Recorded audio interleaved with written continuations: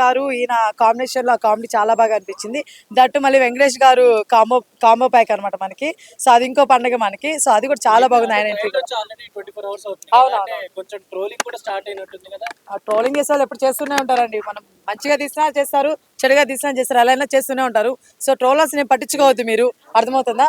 So నేనేం చెప్తున్నానంటే మాత్రం మనశంకర్ వరప్రసాద్ చాలా బాగుంది ట్రైలర్.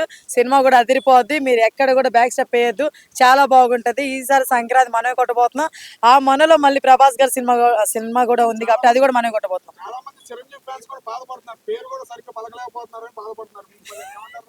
ఎవరినైనా వాళ్ళు పలకట్లేదన్న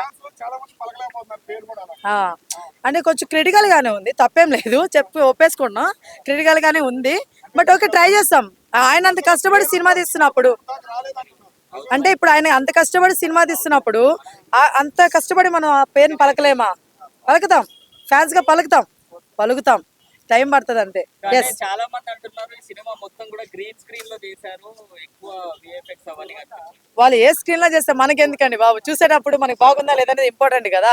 అక్కడ ఉంది చిరంజీవి గారే కదా, ఏ అయితే కాదు కదా. సో అజ్జాలు మాకు. ఇంకా చాలా బాగున్నాయి, సన్నగా అంత బాగున్నారు. నిజంగా చాలా ఎక్కువ హార్డ్ వర్క్ చేశారని ఈ మూవీలో తెలుస్తుంది. ప్రీవియస్ మూవీలు వేరండి, ఈ సినిమా చాలా వేరు. ఆ ట్రైలర్లో తెలిసిపోతుంది. నాకు ఎక్కడ కూడా అంటే లాస్ట్ కొన్ని మూవీస్లో కామెడీ చేస్తుంటే ఏదో కావాలని చేస్తున్నట్టు అనిపించింది, కానీ ఈ ట్రైలర్లో మాత్రం అది ఎక్కడ అనిపించలేదు. నాకు మళ్ళీ అన్ని మూవీలో లాగా అనిపించారు అనమాట. నాకు అది చాలా బాగా అనిపించింది. సౌందర్య గారితో అప్పుడు ఎలా అయితే చేశారో సో అదే ఇప్పుడు నయనతార గారితో చేశారు అని అనిపించింది.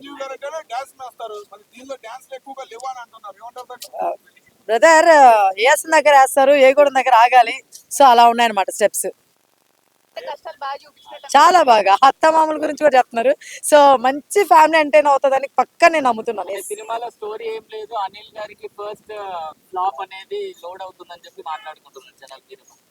బేసిక్ గా ఈ మధ్య కాలంలో స్టోరీ ఉన్న మూవీస్ వచ్చినా కూడా పెద్ద పట్టించుకునేది ఏం లేదు మనోళ్ళు. కేవలం నవ్వులకి వాటికే ఎక్కువ ప్రాధాన్యత ఇస్తున్నారు కాబట్టి సో ఈ సినిమా ఆ లెవెల్లోనే వెళ్తుంది కాబట్టి ఇటు కొట్టేస్తున్నాం, బ్లాక్ బస్టర్ ఇటు కొట్టేస్తున్నాం అంతే. ప్రభాస్ గారు కూడా ఉన్నారు కదా బరిలో, మరి ఏ సినిమా అంటారు? అందరు కలవాలి. ప్రభాస్ గారు ఏమన్నా బయట వాళ్ళ కాదు కదా, మనోళ్ళే కదా.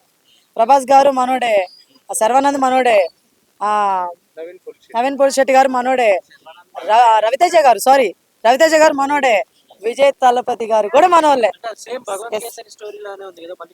కానీ విజయ్ తలపతి స్టైల్ మనం చూడలేదు కదా. సో చూద్దాం, అది కూడా చూద్దాం. మనం అందరిని ఆదరిస్తాము, ఆరాధిస్తాము. ఏంటో బాబు తెలుగు పోతుంది ఈరోజు, వస్తుంది.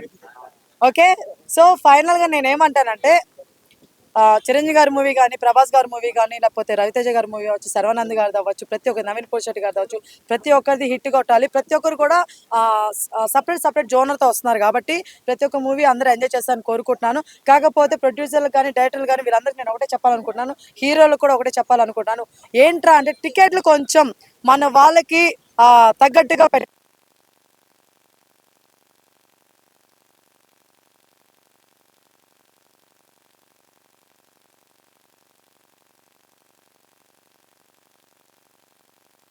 సామాన్య జనాలు కూడా వెళ్ళి చూసేటట్టు థియేటర్లకి టికెట్లు ఉండాలని నేను కోరుకుంటున్నాను. న్యూస్ వచ్చింది ఇప్పుడు చిరంజీవి గారి సినిమాకి సింగిల్ స్క్రీన్ కి 100 రూపీస్ అండ్ మల్టీప్లెక్స్ కి 160 టికెట్ ప్రైస్ పెడుతున్నాం అని చెప్పి, అంటే అనిల్ గారికి ఫ్లాప్ లోడ్ అవుతుందని చెప్పేసి టికెట్ రేట్స్ ఏమైనా తగ్గించారు? కాదండి, ప్రతి ఒక్కరు వెళ్ళి చూడాలి థియేటర్ కానీ ఇదిలో ఆయన చేస్తాడు అది.